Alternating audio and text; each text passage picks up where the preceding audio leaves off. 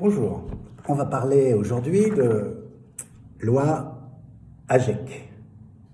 C'est un truc qui peut paraître un peu compliqué, comme ça, qu'on va essayer de présenter avec des mots simples et des phrases courtes.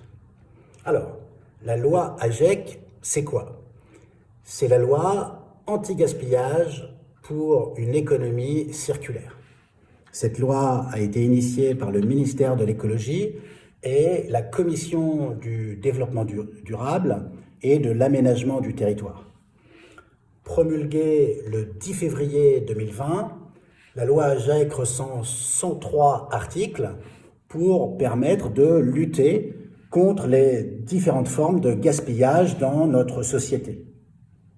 Son objectif est de transformer notre système en profondeur, d'accélérer le changement de modèle de production et de consommation afin de limiter les déchets et préserver les ressources naturelles, la biodiversité et le climat. Il y a 5 grands axes. Le premier, sortir du plastique jetable.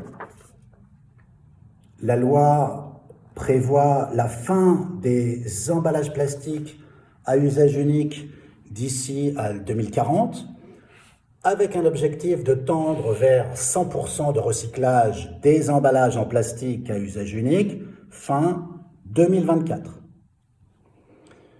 Quelques exemples en vigueur aujourd'hui.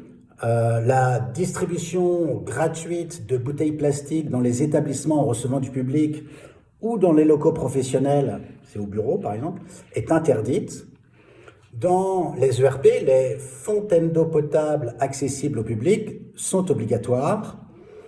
Installation de bacs de tri dans les supermarchés pour collecter les emballages après le passage en caisse. Le polystyrène expansé est interdit pour l'emballage. Les sacs plastiques à usage unique sont interdits. Les sachets de thé et de tisane en plastique non biodégradable sont interdits à la vente.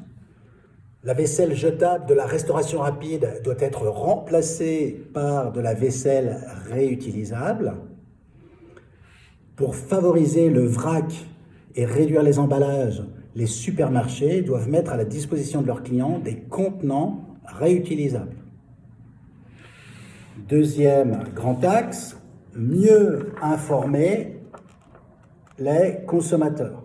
Par exemple, la couleur des poubelles sera harmonisée sur l'ensemble du territoire français.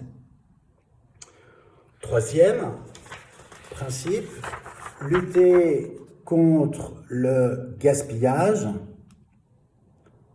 et favoriser le réemploi solidaire. L'élimination des invendus non alimentaires est interdite.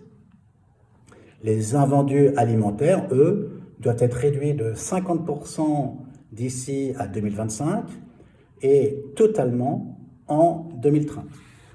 J'ai ici une petite pensée pour nos amis chez Phoenix et Too Good To Go. La vente de certains médicaments peut se faire à l'unité, ce que propose Amazon avec leur pilulier aux États-Unis et au Royaume-Uni, par exemple. L'impression systématique des tickets de caisse est interdite. Les acheteurs de l'État et des collectivités territoriales doivent acheter des biens issus de l'économie circulaire et dans des proportions qui sont fixées entre 20 et 100%, en fonction du type de produit. Quatrième principe, agir contre l'obsolescence programmée. Les vendeurs d'équipements électriques et électroniques doivent afficher un indice de réparabilité. Ça concerne pour le moment 5 catégories de produits. Les smartphones, les ordinateurs portables, les téléviseurs, les tondeuses à gazon et les lave-linges Hublot. De nouvelles filières pollueurs-payeurs ont été créées pour que les producteurs, importateurs et distributeurs puissent financer la fin de vie de leurs produits. Et cinquième grand principe de la loi AGEC, le mieux produire, ce qui revient également et peut-être surtout à mieux concevoir. Je vous renvoie ici aux vidéos sur l'éco-conception, l'économie circulaire et les 5 R. L'enjeu, c'est vraiment de pouvoir aider les entreprises à faire mieux avec moi. Merci beaucoup. Si vous parlez de loi AGEC autour de vous, moi, vous le savez, je vous like.